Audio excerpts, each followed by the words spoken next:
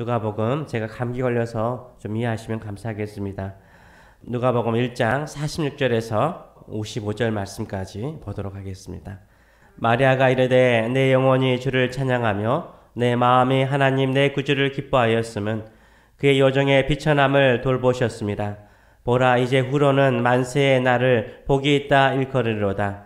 능하신 이가 큰 일을 내게 행하셨으니 그 이름이 거룩하시며 긍휼하심이 두려워하는 자에게 대대에 이르는도다. 그의 팔로 힘을 보이사 마음의 생각에 교만한 자들을 흩으셨고 권세 있는 자를 그 위에서 내리치셨으며 비천한 자를 높이셨고 줄인 자를 좋은 곳으로 배불리셨으며 부자는 빈손으로 보내셨도다. 그 종 이스라엘을 도우사 긍휼히 여기시고 기억하시되 우리 조상에게 말씀하신 것과 같이 아브라함과 그 자손에게 영원히 하시리로다 하니라. 아멘. 오늘 이 말씀을 가지고 성탄절의 기적, 성탄절의 기적이라는 제목으로 같이 은혜를 나누기로 합니다. 크리스마스의 기적은 무엇일까요? 어린 아이들에게 크리스마스의 기적은 무엇일까라고 묻는다면 자신들이 원하는 선물을 받는 것일 것입니다. 나는 누구에게도 말하지 않았는데, 엄마 아빠에게도 말하지 않았는데 내가 받고 싶은 그 선물을 받을 때 크리스마스의 기적이 일어났다라고 생각할 수 있겠죠. 혹은 스크루즈 할아버지처럼 욕심쟁이가 이 성탄절만 되면 베푸는 사람, 나누는 사람으로 변화되는 것도 물론 기적 중에 하나일 것입니다. 성탄절의 기적은 무엇일까요? 예수님께서 이 땅에 인간의 몸으로 오신 기적이죠.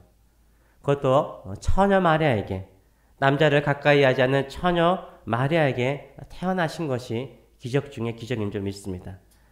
어떻게 하나님의 아들이신 예수 그리스도께서 처녀인 인간의 여인에게 태어날 수 있단 말입니까?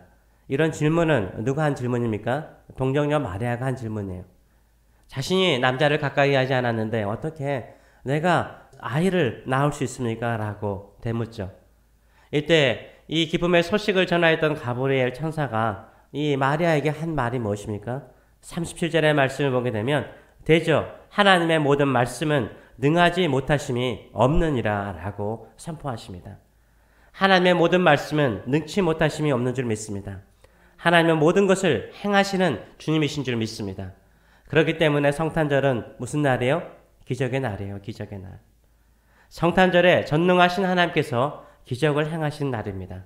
어떤 기적이요? 처녀가, 남자를 가까이 하지 않는 처녀가 하나님의 아들을 성령으로 임신하여 낳는 기적이 일어난 날입니다. 이것은 인간이 할 수 없는 것입니다. 오직 하나님만이 하실 수 있는 것입니다. 어떻게 하나님만이 하실 수 있습니까? 하나님은 능치 못하심이 없는 전능하신 하나님이시기 때문입니다. 성탄절에는 기적의 날이에요. 전능하신 하나님을 만나시는 저 여러분 되시길 축원합니다. 예수님께서 인간의 몸을 입고 아기 예수로 태어나신 기적이라면 두 번째 기적이 있습니다. 그 두 번째 기적을 오늘 마리아는 찬양하고 있습니다. 그것은 뭡니까? 처녀 마리아에게 하나님의 아들 예수 그리스도를 낳을 수 있도록 기적을 행하신 거예요. 마리아를 통하여서 기적을 행하신 것입니다. 왜요? 마리아는 하나님의 아들 예수님을 육신으로 품을 만한 그릇이 됩니까? 못 됩니까? 못 되죠. 이걸 누가 잘 알아요? 마리아가 잘 알아요. 내가 비천해서 어떻게 하나님의 아들을 성령으로 내가 임신할 수 있을까? 이렇게 자신의 비천함을 아는 사람이었습니다. 어떻게 하나님의 아들 예수님을 품는 여인이 될 수 있었습니까? 그것은 기적이었어, 기적. 하나님이 베푸시는 은혜였습니다. 이런 은혜와 기적을 경험한 마리아는 하나님을 찬양하죠. 우리가 이 마리아의 찬양을 통해서 세 가지를 우리가 보기를 원합니다. 첫째는 비천한 자신에게 기적을 행하신 하나님을 찬양하고 있습니다. 46절에서 50절의 말씀을 보게 되면 내 영혼이 주를 찬양하며 내 마음이 하나님 내 구주를 기뻐하였으면 그의 요정의 비천함을 돌보셨습니다. 보라, 이제 후로는 만세의 날을 복이 있다 일컬으리로다. 능하신 이가 큰 일을 내게 행하셨으니 그 이름이 거룩하시며 긍휼하심이 두려워하는 자에게 대대에 이르는도다 라고 찬양하고 있습니다. 마리아가 하나님을 찬양하는, 기뻐하는 그 이유가 무엇입니까? 하나님께서 마리아의 비천함을 뭐 하셨다고요? 돌아보셨다라고 찬양하고 있어요. 마리아는 자신을 너무나 잘 알아요. 자신이 얼마나 비천한 여인인지 알아요. 복이 없는 사람이라고 혹시나 스스로 생각하였는지도 모르죠. 그런데 능하신 하나님, 전능하신 하나님, mighty God, 전능하신 하나님이 큰 일을 행하셨다라고 찬양하고 있어요. 기적을 행하셨다라고 찬양하고 있어요. 그래서 이 세상에서 가장 큰 복을 받은 사람이라 일컬음을 받을 것이라 라고 찬양하고 있습니다. 성탄절을 맞이하여 우리는 무엇을 찬양해야 할까요? 우리는 무엇을 찬양해야 될까요? 마땅히 이 땅에 인간의 몸을 입고 오신 우리 아기 예수님을 찬양해야 될 것입니다. 또한 내 안에 기적을, 큰 일을 행하신 하나님을 찬양하시는 저 여러분 되시길 축원합니다. 우리가 어떻게 예수 그리스도를 품고 구원받았습니까? 예수 그리스도를 영접하고 거듭났습니까? 어떻게 영원한 형벌을 받을 우리가 영생을 얻어서 하나님을 감히 아버지라고 부를 수 있는 자녀가 될 수 있었습니까? 전능하신 하나님께서 우리에게, 우리 안에 큰 일을 행하셨기 때문인 거예요. 기적을 행하셨기 때문인 거예요. 마리아는 예수님의 육신을 품었다면 우리는 예수님의 모든 것을 품은 사람이에요. 예수님의 사랑도, 예수님의 은혜도, 예수님의 궁율도, 예수님의 꿈도, 예수님의 인격도, 예수님의 사명도 모두 품은 사람이 되었습니다. 이 예수님을 품은 사람으로서 나에게 일어난 이 기적을 찬송하시는 저 여러분 되시길 축원합니다. 둘째는 마리아는 뭘 찬양하고 있습니까? 낮은 자의 하나님을 찬양합니다. 낮은 자의 하나님을 찬양해요. 51절에서 53절의 말씀을 보게 되면 그의 팔로 힘을 보이사 마음에 생각이 교만한 자들을 흩으셨고 권세 있는 자들을 그 위에서 내리치셨으며 비천한 자를 높이셨고 줄인 자를 좋은 곳으로 배불리셨으며 부자는 빈손으로 보내셨다라고 말하고 있어요. 하나님께서 그 권능의 팔을 드셔서 교만한 자를 흩으시고 권세 있는 자들의 권력을 무너뜨리시고 부자를 가난하게 만드셨다라고 말하고 있어요. 교만한 사람을 하나님이 대적하세요. 교만한 사람을 하나님이 대적하세요. 마음을 스스로 높이는 사람을 하나님은 절대 도와주지 않습니다.